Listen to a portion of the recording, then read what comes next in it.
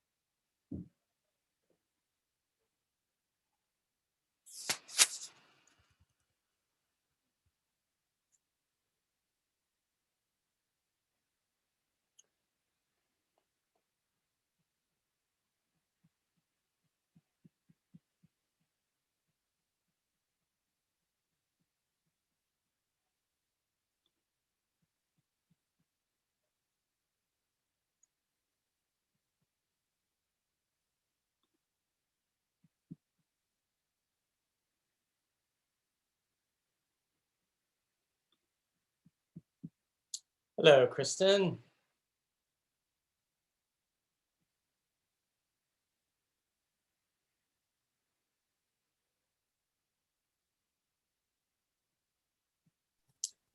There, now I'm unmuted.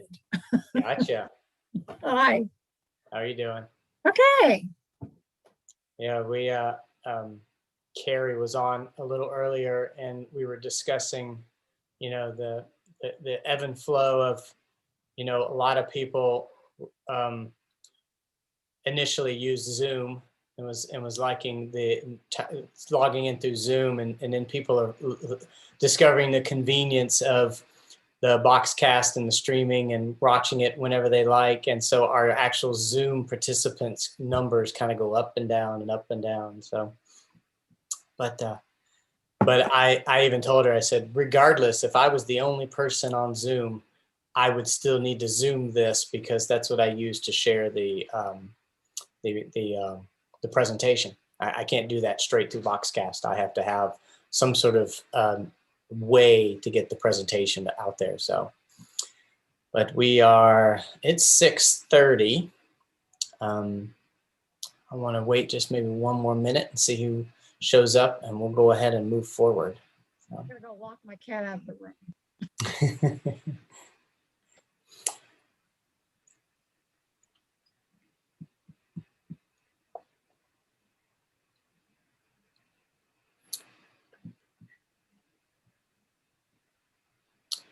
For those that are joining us via live stream, welcome. I'm going to get started here in just about a minute. We'll get rolling with tonight's teaching. Just waiting to see if anybody else joins us on the Zoom call here. And then we'll move forward. So we'll be right back with you in just a moment.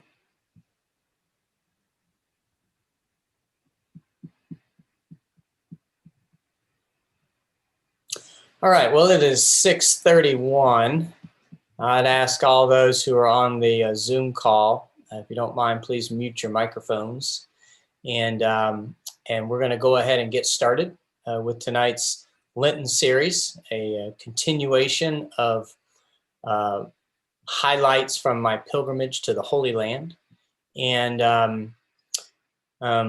last week we discussed a little bit of the Sea of Galilee. We began with the Jordan River, and then the Wadi Kelt, and then Sea of Galilee. And then today we're going to continue with the Sea of Galilee, or the Galilean area, and then start making our way to Jerusalem.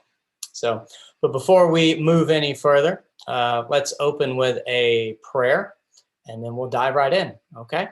So let us pray.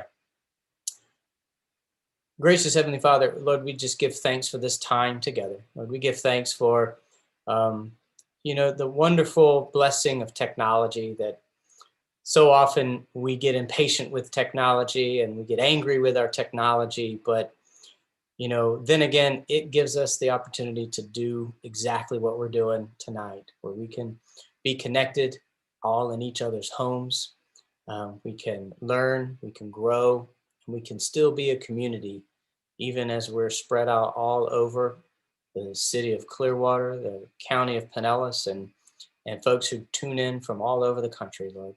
We just give thanks for this blessing. We ask you bless our teaching tonight, bless the talks that we might have.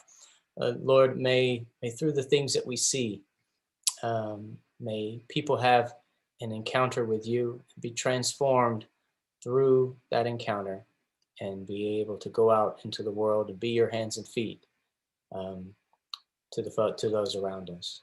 All these things we ask in your name, we pray. Amen. All right. Thank you, everybody, for joining us. I'm going to go ahead and screen share, and we're going to dive right into tonight's teaching. Just like last week, we've got a fair amount to cover.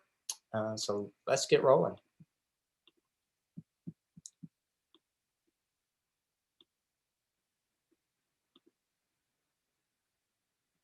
Okay, so here we go. Back to the Holy Land. And like I said at before the prayer, we had spent some time in the Jordan River. Then we moved to the Wadi Kelt, the desert area. After the desert area, we went north to the Sea of Galilee, an area where Jesus spent a lot of his time in ministry. And we visited a synagogue that was in Capernaum. We visited what they believe might have been Peter's house and the church that's built on top of that. And today we are going to continue on with our time at the Sea of Galilee. So just as a reminder, this is the map of Israel. And up in the northern section where I have my cursor, this is the Sea of Galilee, or Lake Tiberias, as they call it. We're going to zoom in on that section. And this is where we've been spending a little bit of our time. I pull up this. These are a lot of the main spots that we did on the pilgrimage, where we chose to visit. We're not going to talk about all of these. We just simply don't have the time. Again, a plug for my larger teaching would be we do cover all of these. Down here is Mount Arbel. We climbed down Mount Arbel. This is Ginosar. We're going to talk about that today. Tabga, we're going to talk about that today. Capernaum, we talked about last week. This is the Mount of the Beatitudes, the traditional site of the Sermon on the Mount. Up here is that restaurant where we ended last week. Way over here in the upper right corner is Bethsaida. You hear Bethsaida mentioned a couple times in Scripture. And over here is Chorazin, which is also mentioned a couple times in Scripture, places where Jesus went and ministered. But we are going to leave, not Caesarea Philippi, we're going to leave Capernaum, and we're going to head up to Caesarea Philippi. Now, Caesarea Philippi was not a Jewish town. This was a Greco-Roman town. This would have been a pagan town. There was no a Jewish synagogue in this town at all. But we hear it. In fact, we heard this lesson not too many Sundays ago about Jesus heading to Caesarea Philippi, and we get what's called the Confession of Peter, where on the way, Jesus asked, "Who do people say that I am?" And they throw out, "Well, you're a prophet, or you're a great teacher, you're a great rabbi, you are John the Baptist, one of the prophets," and Jesus says, "Who do you say that I am?" And Peter says, "You are the Christ, the Messiah." That's the confession of Peter. And then immediately after that, we get Jesus says, "Well, now that you have this knowledge, the Son of Man must be lifted up and will be crucified, and then will raise 3 days later." And Peter rebukes Jesus and says, "No, Lord, no such thing would ever happen." And then Jesus rebukes Peter and says, that's the line, "Get behind me, Satan." All of this happened, they believe, right outside of Caesarea Philippi. Now, where is Caesarea Philippi? So remember, this is the Sea of Galilee, and a lot of the places where we had been were right up on this northern coast. we would leave the Galilean area and head north, all the way up here. Take some roads out to an area called Banaeus.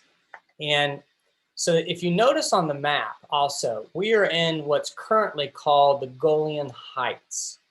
The Golian Heights this is a contested territory. This was something that was not settled after the 6-Day War. This is almost like no man's land kind of thing. It's still contested between Israel and Syria. The Golian Heights is an area of sometimes conflict where rockets come from into and out of each other's countries, between Syria and Israel.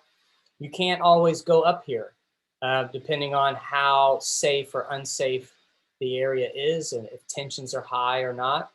But we just happened to be there at a time when it was calm. So we were able to go up to Banaeus and see Caesarea Philippi. So we're now almost not exactly due north of the Sea of Galilee, but north and a little west. There's about a 45-minute drive up there on the bus. Caesarea Philippi. It was originally called Paneas, and as it was dedicated to the worship of the Greek god Pan. So Pan was the half man, half goat lord of the underworld. Caesarea Philippi was primarily known for the worship of Pan. Dates back to the Hellenistic period, so that's about 300 BCE.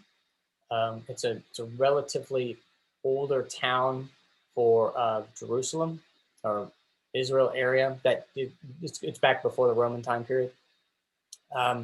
Jesus at Caesarea Philippi. So as I was mentioning earlier, this is where we get the mention of Caesarea Philippi in conjunction with the confession of Peter. It's the only mention of Caesarea Philippi in all Scripture, but it coincides with this story. We get this story with the actual mention of Caesarea Philippi only in Matthew and in Mark. So in those two Gospels is we get the confession of Peter that ties it to Caesarea Philippi. So this is us here, and now it's a park, kind of like what we would call a state park, where you can go in. The whole Banaeus area is a large outdoor park. The area of Caesarea Philippi is a small section of this larger kind of parkland up here. I just got some pictures of what it would have looked like in its past. So over here on the far left, this would have been the Grotto of Pan. It was built, there's a cave back here that would have been the Grotto or the Cave of Pan. And this would have been a temple dedicated to the worship of Pan. And some other temples. I believe this one is the one for the Temple of Zeus. I think this is the Court of Nemesis. And so this is what it would have looked like during the time of Jesus. So the Grotto of Pan, this is what's left of it. It was believed that this was at one time a freshwater spring. And so what they would do is they would throw their sacrifices into the water. If the sacrifice sank, then it was deemed that it was accepted by Pan, and if it floated, then it was rejected by Pan. And so that would go on in this temple. That is an area where a statue of Pan would have been erected. I got the Temple of Zeus. This is all that's left of it in modern time. It would have been a large structure here, but it doesn't exist anymore. The Court of Nemesis, so it's looking out over that area in Caesarea Philippi. The reason why I bring up Caesarea Philippi only because we got an interesting teaching. I'm going to go back to this. When we were sitting outside of this area where you go into Caesarea Philippi. You know, if you read the actual Gospels, and I think it's the Matthean version, where you have Jesus supposedly outside of Caesarea Philippi, and you have the confession of Peter. And that's when Peter gets his name changed from Cephas to Peter. No, Simon to Peter. Cephas was Paul. Oops. You get it changed from Simon to Peter. And then he says, upon this rock I will build my church, and not even the gates of hell or Hades will prevail. Well, the reflection that we got while we were sitting outside was quite interesting, because Pan was the Greek god of the underworld. And our teacher, Father Lumpkin, said, you know, how interesting would it have been if they're outside the city walls? They likely wouldn't have gone inside Caesarea Philippi. It was a pagan town. There was no reason for them to go inside it. So they were likely outside Caesarea Philippi. And you can almost imagine the scene where you get the confession of Peter. Jesus changes Peter's name from Simon to Peter. Upon this rock I will build my church, and not even the gates of Hades will prevail. Standing right outside of a city that is dedicated to the Greek god worship of the underworld. And you can almost imagine Jesus pointing towards the city, saying, not even the gates of Hades will prevail, as a symbol of all evil, all underworld, evil, sin, and death. We found that really interesting. And then to be able to go in, see Caesarea Philippi, and then move on. What we did after that was we went on a bit of a hike. Like I said, the area around Caesarea Philippi called Banaeus is a big, large park, a lot of trails that you can walk on. I bring that up to say, while we were on our trip, we hit some kind of high hill parts where you could see out into the off into the horizon. And if you look to the northwest, so Banaeus is here where the blue circle is. If you look to the northwest, where I have this red triangle is an area called Mount Hermon, Hermon, Mount Hermon. And that is where most scholars believe the Transfiguration took place.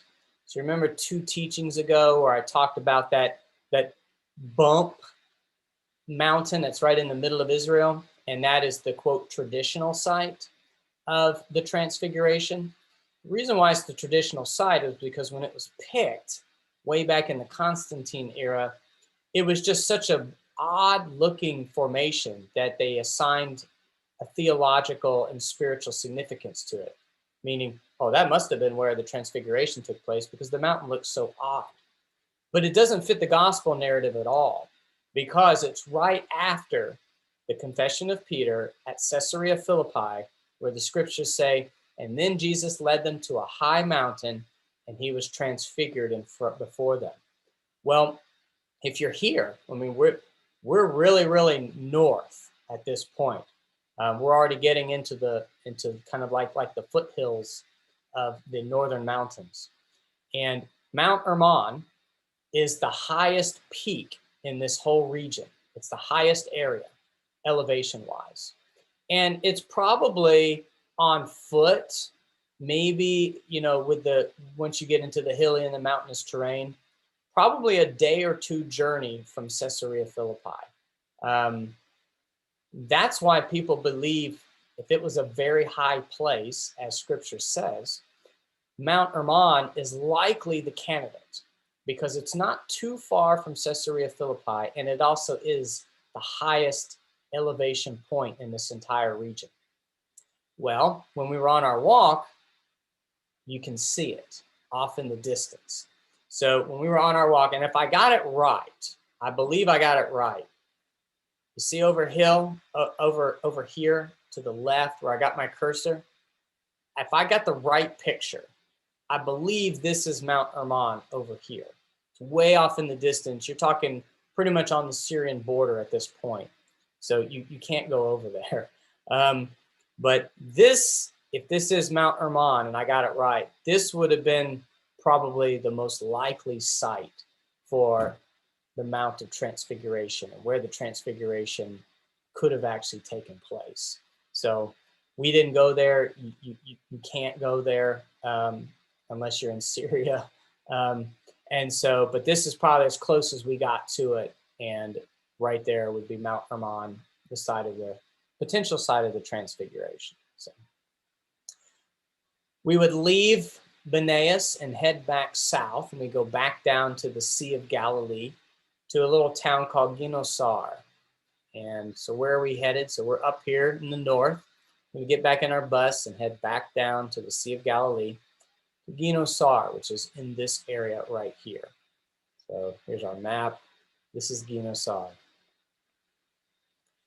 Ginosar, they have a little museum there that houses something extremely fascinating. When you go in, they have what is believed to be a 2,000-year-old boat and that would have potentially existed at the time of Jesus. So this is a model of what the fishing boats would have looked like during the time. This would have been the hull, the oars, the mast, and the sail.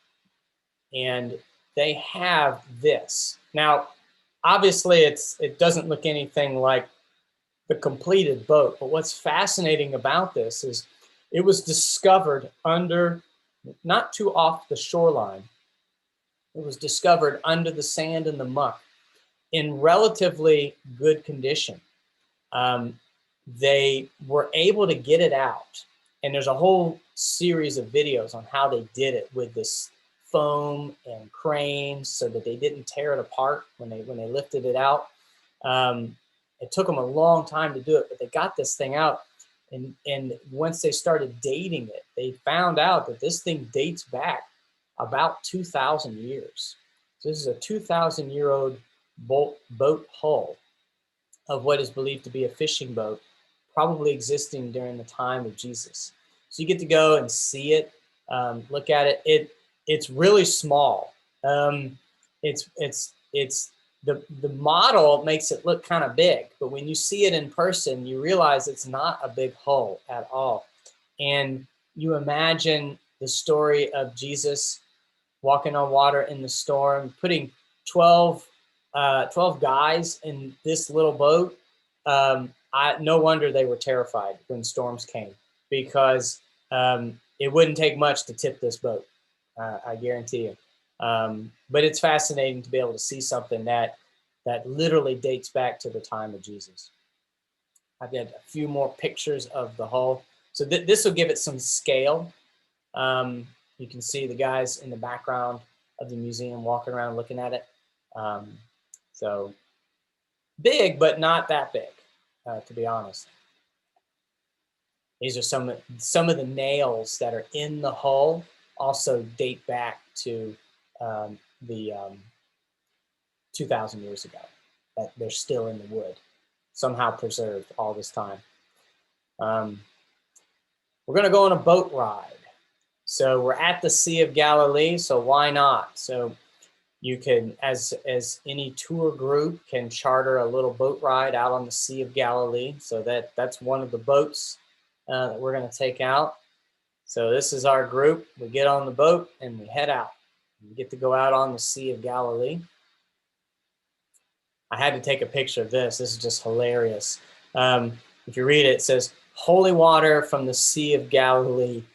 Basically, they pump water up from the lake into this, and it's only designed for hand washing. You can even see at the bottom, bottles for sale by the team. They don't want you drinking it.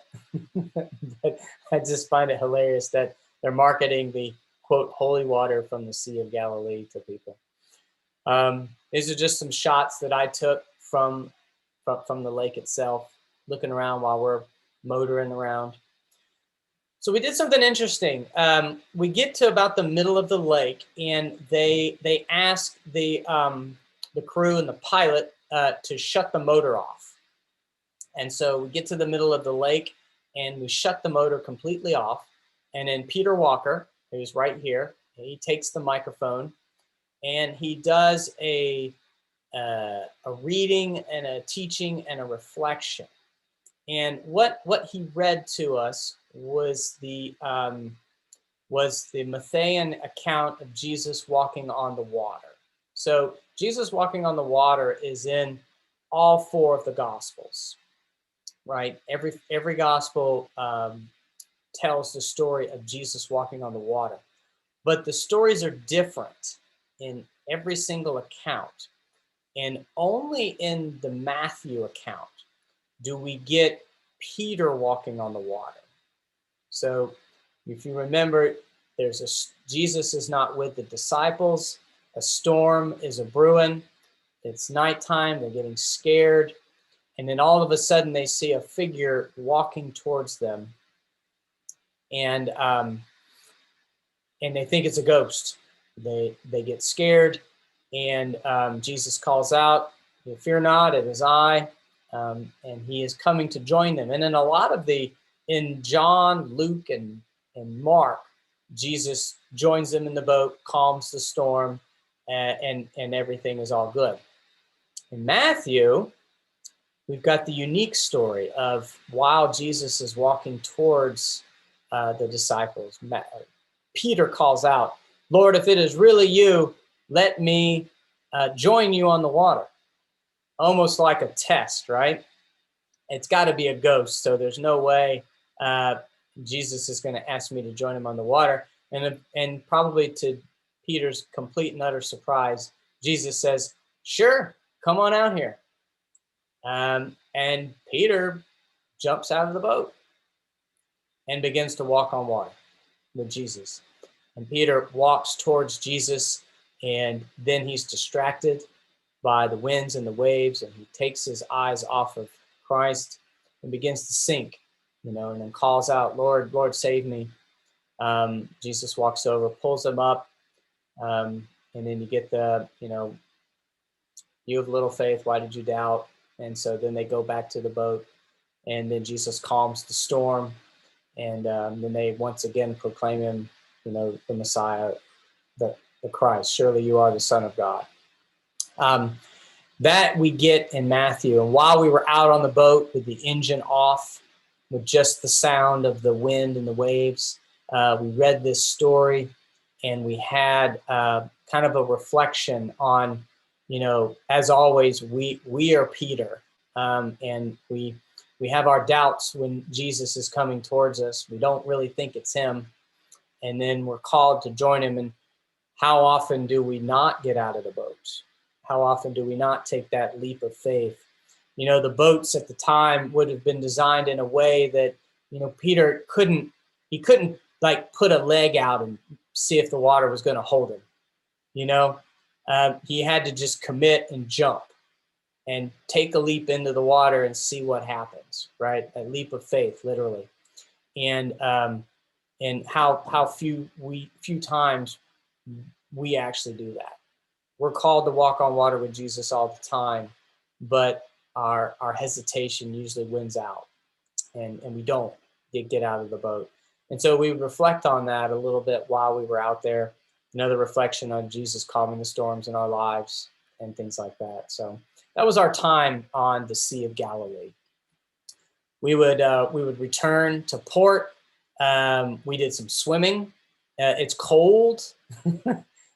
Even though the air is hot, the water is chilly.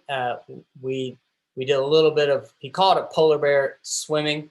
I've done other versions of polar bear swimming when it's really cold. This wasn't near that bad. It just feels cold when the air is about 100 and the water is like 70. That's a big temperature difference, so it feels really, really chilly. Just a few more pictures of us on the boat. This is a silhouette shot that I took. This peak right here is Mount Arbel.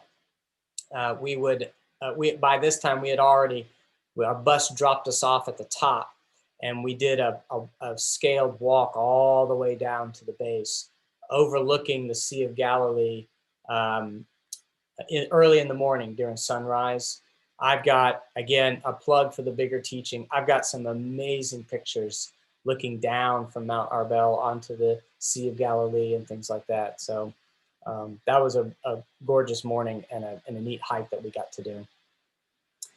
St. Peter's Primacy.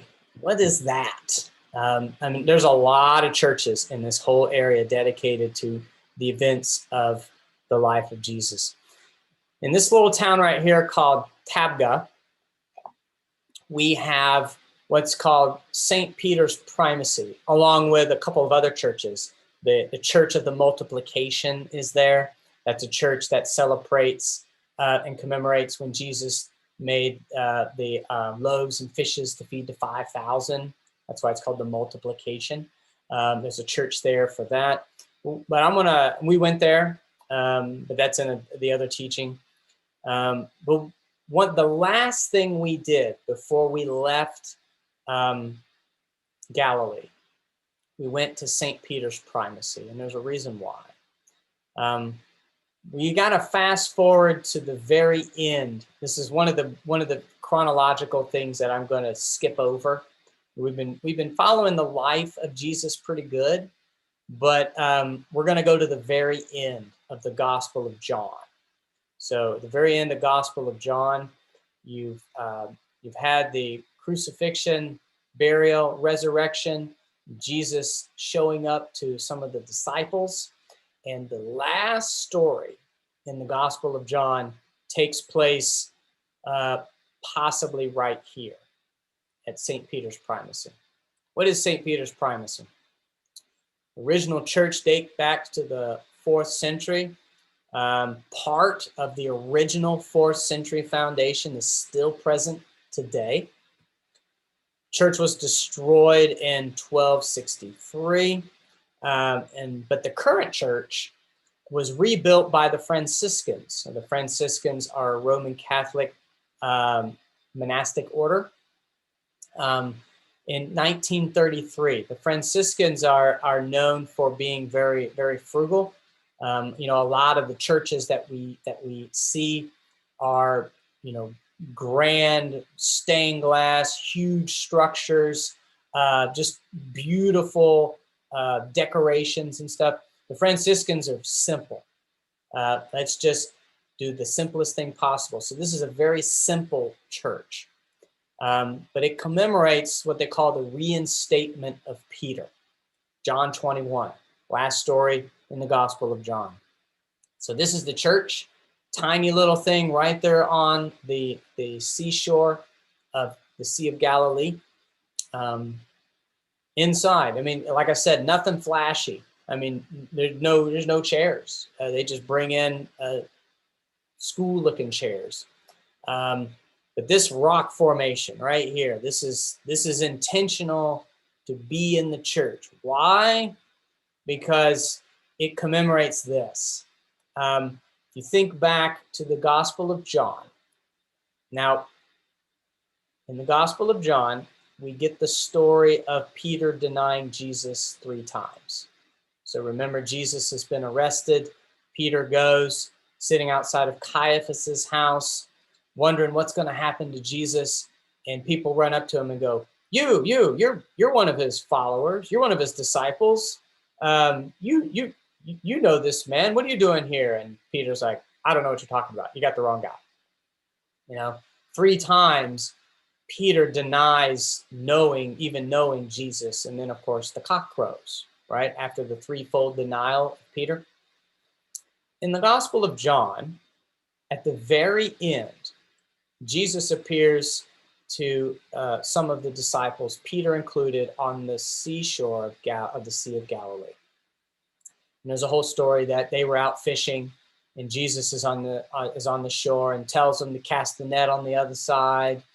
And then all of a sudden they catch all this fish, and Peter realizes, oh, it's Jesus. And he dives out of the boat and swims to shore because he can't get to Jesus fast enough.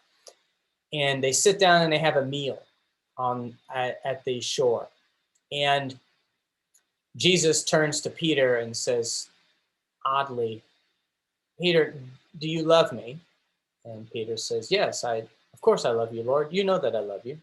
And Jesus says, feed my sheep. And then Peter, do you love me? Of course, I just told you I love you, Lord. You know this. Why do you keep asking? Tend my sheep. Peter, do you love me? Yes, Lord, I love you. I've already told you all this time. You know this. Why do you keep asking me? And then he's like, feed my lambs. And then it hits Peter. Oh, that was to undo the threefold denial. That he denied Jesus 3 times. Jesus gave him 3 times to basically undo that. And that's why it's called the Reinstatement of Peter. And this church, and upon that rock that is in the middle of this church, is where they believe this might have taken place. And so this commemorates that story at the very end of the Gospel of John, before it ends, is that Peter, after his threefold denial, Jesus offers him the healing of the threefold restoration, so that then Peter could go forward without any doubt, without any second guessing. That would be a big burden that he would have to carry with him for a long time. If even though he's going into ministry, people would still say, yeah, but you denied him 3 times, buddy. And he would walk with that the rest of his life. Jesus, in all his wisdom, gave him an opportunity to basically make amends for that, so that he could go forward with confidence, knowing that had been washed away. And that's why Jesus asked 3 times instead of just once or just twice. That way it was good and done. And this is what this little church commemorates. And it was so neat because what we did was, we're on with this picture, the church is behind us, right behind us. And Father Lumpkin, he had us line up. We were all spaced out about 10 feet apart, all the guys, all along the shoreline, and we're facing the water. And then he read the story of the restoration of Peter to us out loud. He had a little megaphone thing, and he read the story to us, and we were just simply told to keep looking at the water and meditate on the words. And I'll tell you, it's a very powerful story to stand right there on the seashore of Galilee and have this story of healing read to you in possibly where it actually took place, and what Jesus did, and one of the final places where Jesus was during before the ascension. So that would end our time. That's how we would conclude our time in Galilee. And then we would get back on the buses and we would head south. These are just some final pictures that I took of us standing in front of St. Peter's Primacy. Off in the background, you've got one of the cities on the hill here. This is looking south. And gorgeous lake. It's a neat place to just hang out for a little while, I'll say that. John 21. Normally I would read the story at this point in the teaching, but I kind of just told it to you. So one final picture of me standing in front of the lake, ready to go. And then we would turn our faces towards Jerusalem and we would head out.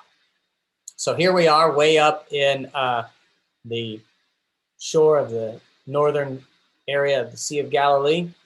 We're going to head all the way down to Jerusalem. So here we go. We go back into the West Bank and then into Jerusalem here. About a 3-hour-ish trip to go from the Sea of Galilee down to Jerusalem. So we would come into the Jerusalem area, and our buses, so this is part of the Mount of Olives. So you're looking due west from Jerusalem. You're looking due west in this picture. This is a portion of the Mount of Olives. Actually, the Mount of Olives more, by the way, the Garden of Gethsemane is right here in this picture. And we'll talk about that later in the teaching. Garden of Gethsemane is right here. The Mount of Olives is really over here towards the right, and it goes further to the right. But this is a hill. This is what they call the Kidron Valley. You've probably heard that before. There's a little valley right here where my pointer is. This is the Kidron Valley.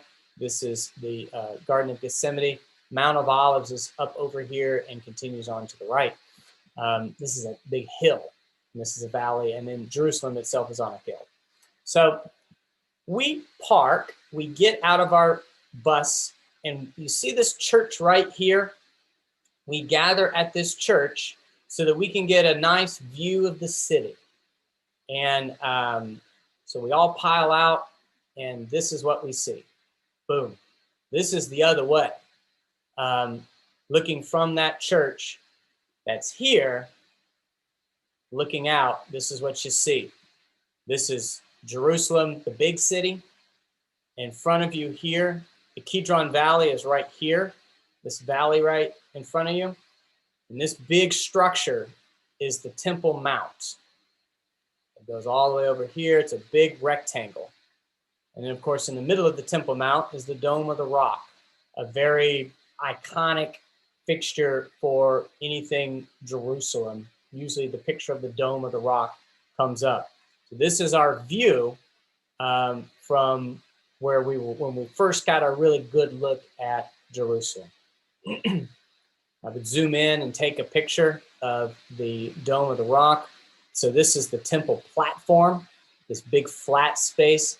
And this is the temple retaining wall, or the temple platform wall that held up the large temple that used to be here. This does not date back to the original temple period. It wasn't near this big. This was part of the big temple that Herod the Great built.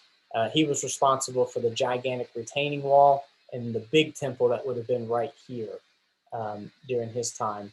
And I'll eventually show you a model of what that looks like when we talk about the temple. So this is our view.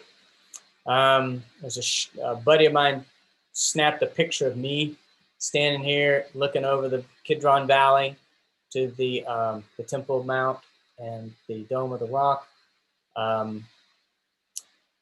So we're going to get back on the bus and we're going to go to Bethpage. Bethpage should sound familiar to some of you. We read about Bethpage also not too long ago. Bethpage was is the home of Lazarus. So remember Lazarus. Lazarus was the friend of Jesus that died, and Jesus raised Lazarus from the dead. Lazarus had two sisters, Mary and Martha.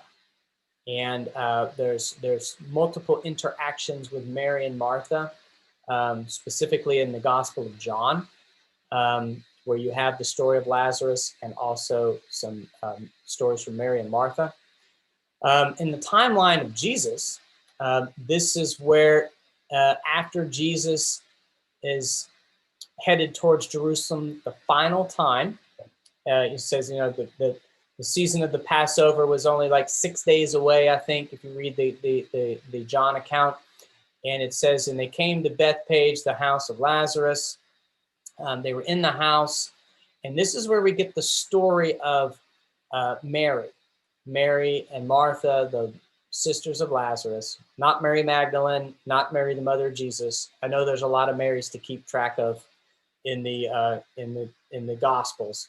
So this is Mary, the sister of Lazarus, where she comes to Jesus and pours the fine and expensive ointment on his feet, and then uses her own hair and washes the feet of Jesus with the fine ointment. That happens in Bethpage, and because that was where they lived. This was their home. Bethpage is just a little bit away from Jerusalem. So here's a map. So to orient yourself, we've got the Temple Mount is right here. Okay. Remember when I said we were across the Kidron Valley to that church that I was referring to, where we were viewing the Temple Mount, is right here. And then over here, you've got Bethpage. So it's almost due west of Jerusalem and the Temple Mount. Not very far at all. You can easily walk it. And Bethpage was a little town that was on this hill. This would have been a big hill in the Mount of Olives, which was what it was called. When that was where Jesus would go, Lazarus home, and then Mary would wash his feet with the fine ointment, and this would be it, because immediately following that story, we get the story of the Palm Procession to Palm Sunday, which is coming up in 2 Sundays.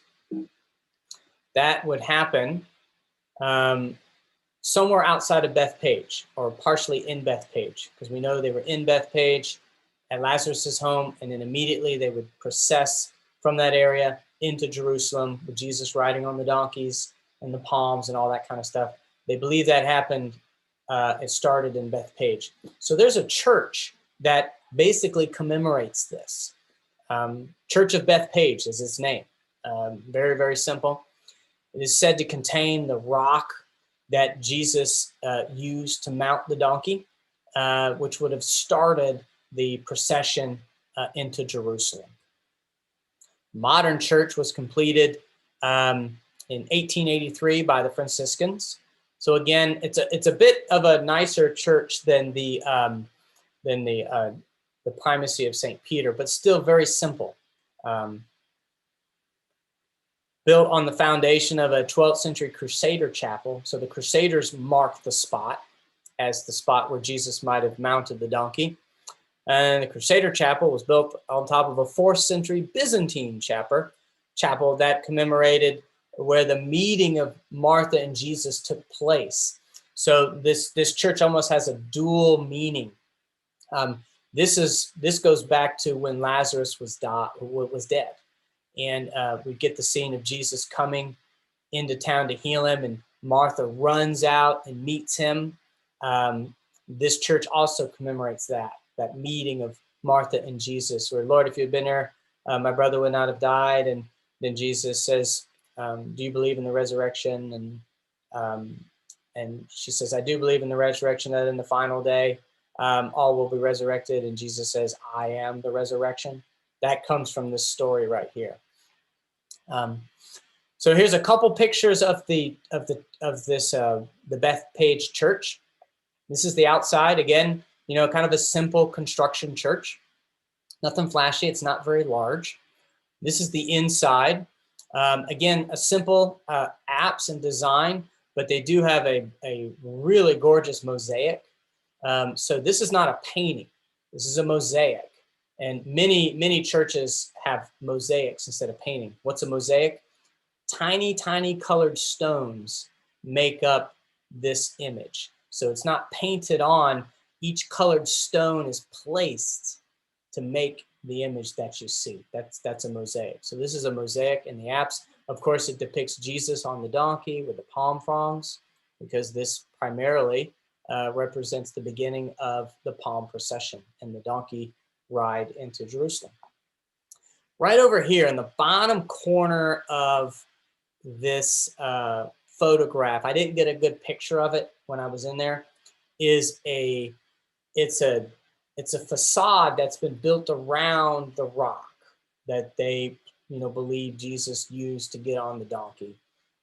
This was one of those things that I really don't know. We have no idea if this is really the thing. They just pick a random rock. But again, the whole point is that it commemorates a major event. We celebrate Palm Sunday every single year for a reason. Jesus's final and triumphant entry into Jerusalem began here in Bethpage, and it kicks off every year our Holy Week observances. And so, of course, a church would be built that would commemorate that. I got a couple of pictures from the outside. This is a bronze engraved carving of Jesus on the donkey. It's turned green because bronze turns green in the weather, just like the Statue of Liberty. So I wanted to bring this up. Every year, there is a massive palm procession to commemorate Palm Sunday through the streets, all the way to the old city in Jerusalem. Every year, Christians gather, and they start at this church, and they process. You know, last year I think was the smallest it ever been because of COVID, but normally it's thousands of people. They come and they travel up the road. I think I got the route right. They leave the church, they travel up this road here, turn, they go down this road, and they come to right here, the Church of the Paternoster. What is that? That is the Church of the Our Father. If you know your Latin. Church of the Our Father. This is a church that is dedicated to the Lord's Prayer, and it has the Lord's Prayer in every language around the world, all over it. It's a neat church to get to visit. So they start here, they process up, over, down, they pass by the Church of the Paternoster, and then there's a road that's not visible. They go down this road here, they pass by what's called the Basilica of the Agony, or Gethsemane. So the Garden of Gethsemane is right here, and there's a big basilica called the Basilica of the Agony is right next to it. Then they go down this road, turn, and this is the gate into Jerusalem. And they enter here and then, you know, celebrate, disperse, party, whatever. And this happens every year for Palm Sunday. And that would be the route. That's probably going to happen in 2 weeks, less than 2 weeks, on our normal Palm Sunday, the reenactment of the Palm Procession that begins at this church and ends inside the old city to commemorate Jesus' triumphal entry into Jerusalem. So next time, we're going to dive into Jerusalem. I debated covering one more topic, and then I was fearful we would run out of time because it's going to be a biggie, and we're going to need a lot of time to discuss it. But here we are. We have, in the timeline of Jesus, we've been to the Jordan, we've done the desert, we've traveled up to Galilee, where ministry took place. Then we came down to Bethpage, story of Lazarus, and then the Palm Procession into Jerusalem. So the next 2 sessions, and the final 2 sessions, will be dedicated to Jerusalem. The next week, we're going to depart from the Jesus story a little bit, and I got a whole teaching series that is dedicated to the Temple Mount, the history of the Temple Mount, the Dome of the Rock, and the Western Wall. So all of that has nothing to do with the story of Jesus, right? But that is a lot of important history of the Temple Mount, and you know, and it's pertinent to today because so much deep, rich history surrounds the Temple Mount, the Dome of the Rock, the Western Wall, and all of the nuances of the history between the time of Jesus and today that surrounds this one spot right here. This is a very, very, very important spot for Christians, Jews, and Muslims. And it's why it's kind of contested all this time, because it's a very important location geographically for all 3 of the faiths. And so we're going to dive into that next week, and then touch a little bit more on the final days of Jesus. And then the last session, which would be during Holy Week in several weeks, we will dive into the last bit of Jesus, the trial, crucifixion, the tombs. I say tombs because there's 2 of them. There's 2 different sites within Jerusalem, and all. So we're going to dive into that, leading right into Holy Week. So that concludes tonight. I will now open it up for any questions that y'all might have. Let me stop the screen share here.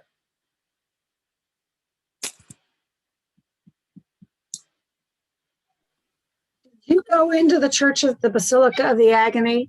Oh, yes. And we will talk about that. I don't know which session it's going to be, but after we deal with all of the Temple Mount history and everything, Western Wall and the Dome of the Rock, when we get back into the narrative of Jesus, we will talk about the arrest.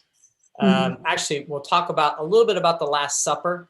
Unfortunately, we didn't get to go into the upper room because I think, as you might remember, we were scheduled to go into the upper room the Friday evening we came into town, but it was Rosh Hashanah and it was Shabbat. So at sundown, the city closed and we weren't, and the site was closed. The upper room site was closed and we couldn't go up there. So we didn't get to go in it. We went to it. We didn't get to go in it, but next week I'll bring up the upper room in the Last Supper, and then we'll move over to them leaving the city walls and going to the Garden of Gethsemane. And the Garden of Gethsemane is kind of two parts. You've got the garden that's outside, and you can go to it and see it, and then you've got the Basilica of the Agony that is built around this rock formation, which is where they believe Jesus prayed. That prayer, Lord, if this is your will, let this cup pass over me. And he was so stressed and in agony over this. It was where he was sweating blood. That's the Basilica of the Agony, is built around this spot, and that it's a fascinating place. You don't get a lot of good pictures because it's so dark. It's intentionally dark. All the stained glass is dark. All the paint inside is dark. There's very little light in there. So it's hard to get really good pictures inside the Basilica of the Agony. But it's a very special place to be able to go. And so we'll visit that. Then, of course, you go back. Jesus is arrested. You go to Caiaphas's house where Jesus was imprisoned, and then move forward to Golgotha, Calvary, and so on. So yeah, we'll cover that over a little bit of the next week, and then of course the following week we'll talk a lot about that. Thank you. Does anyone know where the first church, and I mean actual building, was first built? The first church ever? Yes, the first church in Christianity. Does anybody know where, is there any record of where that was, or? Probably no. Because, I mean, I don't know. That would be a research project. If there's a place that claims to be the first church, you could possibly make the argument that it was Peter's house. So that the where we were up in Galilee in Capernaum, that church that's built on top of Peter's house. I mean, if the disciples were gathering to worship Christ, maybe their own homes were where it began. But place of official worship, I don't know, because the frescoes and things that start depicting baptism and Eucharist date back to the 100s. So we're still talking about almost a good 100 years before we even have like images that we can see. The earliest writing that even depicts the Eucharist is Paul. Because remember, the letters of Paul are older than the Gospels, right? The Gospels, even the earliest Gospel, Mark, they believe was around years 60, 70 time frame. And Paul's letters are still just within probably 5-10 years of the life of Jesus. And in which letter is it? I should know this.